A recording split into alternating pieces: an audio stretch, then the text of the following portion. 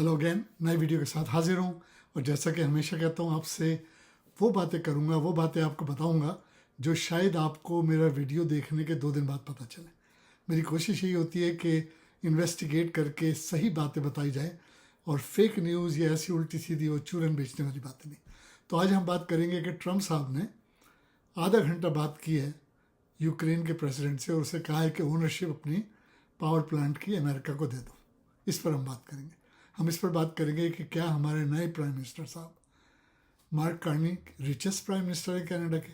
जैसे उनकी वेल्थ बताऊंगा कि नेटवर्थ क्या है उनकी और कहाँ से पैसा आया उनके पास। डग फोर्ड साहब ने नई कैबिनेट बना ली है, थोड़ी सी उस पर भी बात करेंगे। थोड़ी सी पाकिस्तान की बात करेंगे कि इमरान खान साहब ने ये कहा है कि हम अफगानिस्तान को क्यों अपना दुश्मन बना रहे हैं। और फिर हम बात करेंगे कि मेक्सिको की प्रेसिडेंट ने बड़ा बोल्ड लेटर लिखा है ट्रम्प को, बहुत ही इंपॉर्टेंट है, गौरतलब है। इन सब पे बातें करेंगे और फिर वक्त बचा तो मिसलिनियस चीज़ों पे बातें करेंगे, कुछ लोकल अफेयर्स की बात करेंगे ओंटारियो के और कनाडा की।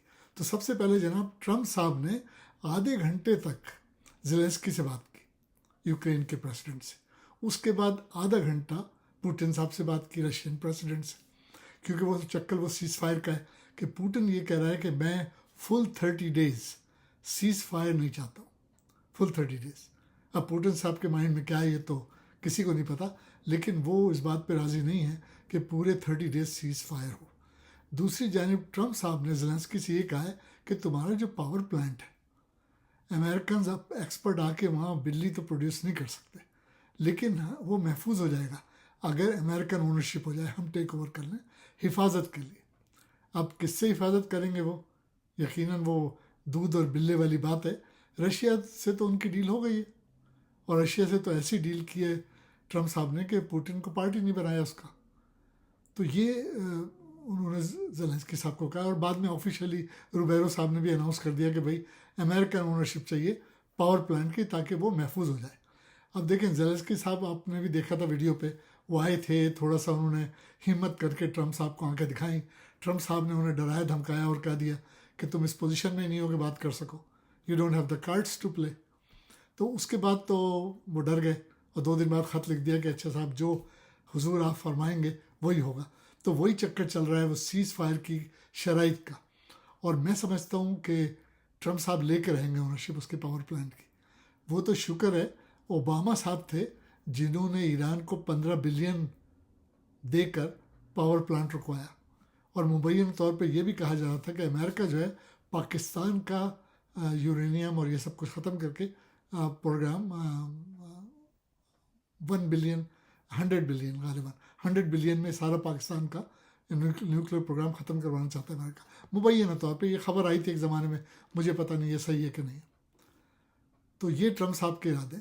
अब अगर हम कनाडा की बात करें तो अपोजिशन ये क्लेम कर रही है कि हमारे नए प्राइम मिनिस्टर साहब यानी मार्क कार्नी साहब जो है वो रिचेस्ट कैनेडियन प्राइम मिनिस्टर है।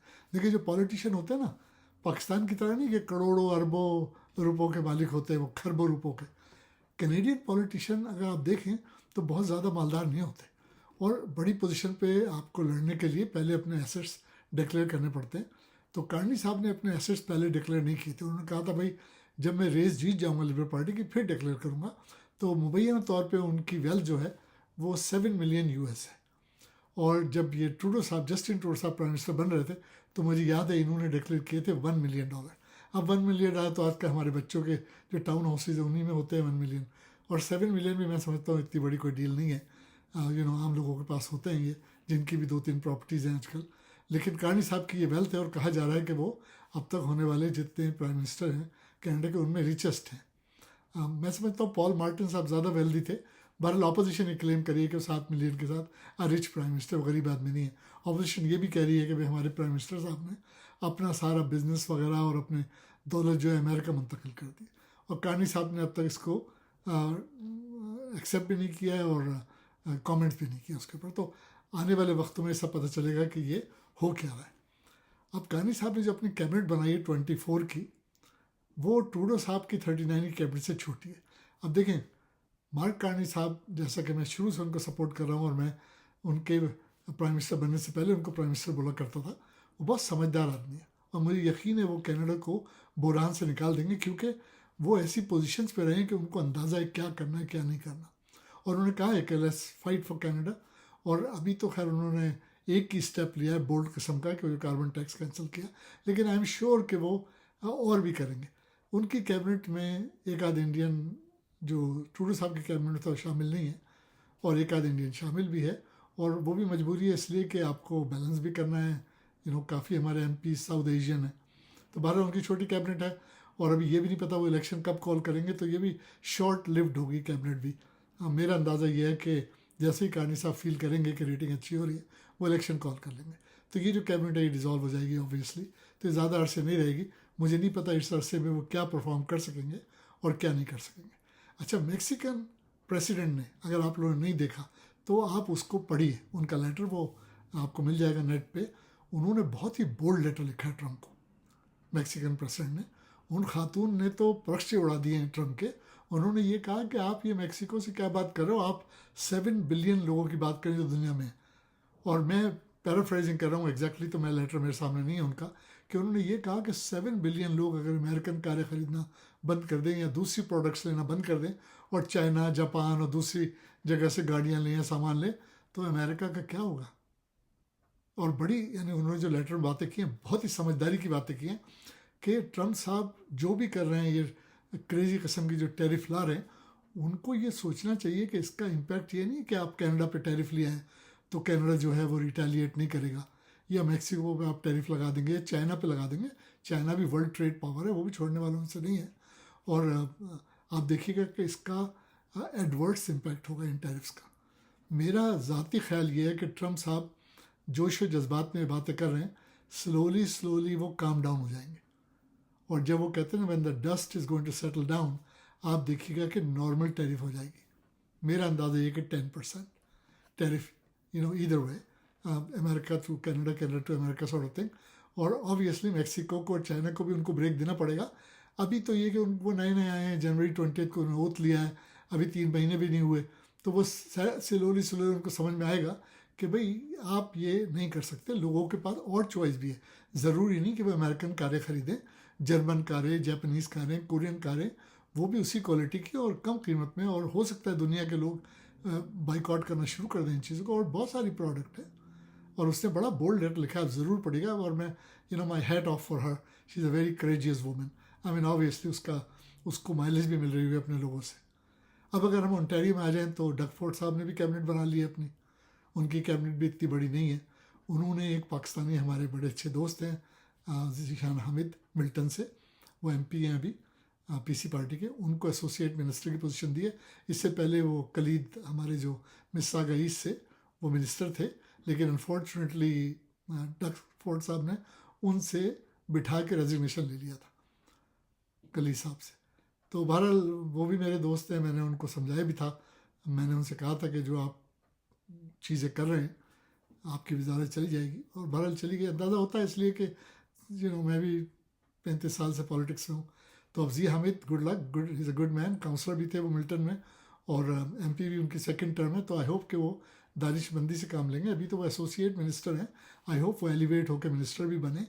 اور اگر میری ڈگ صاحب سے ملاقات ہوئی, نیوز بریفنگ میں اکثر ہوتی ہے, تو میں انہیں ہائیلی ریکمینڈ کروں گا کہ بھائی ایک پاکستانی منسٹر بھی ہونا چاہیے. فیڈرلی تو کوئی نہیں ہے, لیکن زی حامد جو ہے وہ جو ہمارے ایم پی ہیں پاکستانی, ان سے بہتر ایم پی ہے میرے حساب سے. دس از مائی ٹیک آن اٹ کہ وہ he'll make a good minister in my opinion. اب اگر ہم پاکستان کی طرف چلیں تو عمران خان صاحب نے ایک بڑی پتے کی بات کہی. انہوں نے کہا کہ ہم افغانستان کو کیوں اپنا دشمن بنا رہے ہیں بھائی, کیوں ہم کہہ رہے ہیں وہ ہمارا دشمن ہے, وجوہات کیا ہیں. دوسری بات انہوں نے بڑی اچھی یہ کہی کہ مجھے سمجھ میں نہیں آیا کہ جنرل یحییٰ نے جب مجیب الرحمان کو قید کیا تھا تو ان کی بیوی کو تو جیل نہیں کی تھی. جب مشرف صاحب نے نواز شریف کو قید کیا تھا تو کلثوم نواز کو تو جیل میں نہیں ڈالا تھا. یہ جب ضیاء الحق نے بھٹو صاحب کو قید کیا تھا تو نصرت بھٹو کو تو جیل میں نہیں ڈالا تھا. تو پھر آپ بشرا بیوی کو کیوں جیل میں رکھ رہے ہیں, آپ کیا پریشر ڈالنا چاہتے ہیں, اور آپ کیوں اس طریقے سے کر رہے ہیں. اور واقعی یہ ظلم ہے. اور اب آپ یہ دیکھیے کہ جو کاکڑ ہمارے ایکس پرائم منسٹر ہیں, جو کیئر ٹیکر پرائم منسٹر تھے, اب وہ سدھر گئے. اب وہ یہ کہہ رہے ہیں کہ بھائی میں کوئی فیصلہ خود نہیں کرتا تھا, مجھے تو ڈکٹیٹ کیا جاتا تھا, اور مجھے کہا گیا تھا عمران خان کے خلاف یہ کرو وہ کرو, تو میں کرتا رہا. لیکن آج عمران خان باہر ہوتا تو ملک کے حالات اچھے ہوتے. اب ہم حافظ صاحب پہ آتے ہیں, ہمارے حافظ وسکی جن کو میں کہتا ہوں آرمی چیف, بدنام زمانہ آرمی چیف. ان کی دونوں بیٹیاں جو شادی شدہ ہیں ان کے پاس ڈپلومیٹک پاسپورٹ ہے، اور جس شخص نے نورانی نے یہ خبر ریلیز کی اس کے بھائیوں کو اغوا کر لیا اور مار دھاڑ شروع ہو گئی۔ اب کتنے افسوس کی بات ہے، نیوز تو صحیح ہے، اور یہ آصف منیر جو ہے اس کی بہن بھی آپ دیکھیں بڑے کوئکلی ایلیویٹ کر کے CEO بن گئی کمپنی کے، اور اس کے ماموں کو بھی نوازا جا رہا ہے۔ یہ کیسا حافظ قرآن ہے، اس شخص کو ذرا شرم نہیں ہے۔ اور کوئکلی میں آپ کو بتا چلوں کہ لنڈن میں حسن نواز کو ٹیکس ڈیفالٹر قرار دے دیا گیا ہے۔ انہوں نے 2015 اور 2016 میں 9 ملین کی آمدنی پہ 5.2 ملین ٹیکس نہیں دیا تھا۔ اب ان سے ڈیمانڈ کی جا رہی ہے وہ ٹیکس دے۔ کینیڈا میں تو یہ ہوتا ہے کہ اگر آپ ٹیکس نہیں دے تو آپ کا کمیٹل آرڈر بھی آ سکتا ہے، آپ کو جیل بھی ہو سکتی ہے۔ لنڈن میں مجھے نہیں پتا کیا ہوتا ہے اور اس کا کیا امپیکٹ ہوگا نواز شریف پہ، لیکن کتنے افسوس کی بات ہے کہ بڑی بڑی باتیں کرنے والے اور 3 دفعہ وزیر اعظم بننے والے کے صاحبزادے جو ہیں وہ ٹیکس ڈیفالٹر ہو گئے، وہ بھی برٹن میں جا کے۔ اگلی باتیں ہوں گی نیکسٹ ویڈیو میں، جب تک کے لیے فی امان اللہ۔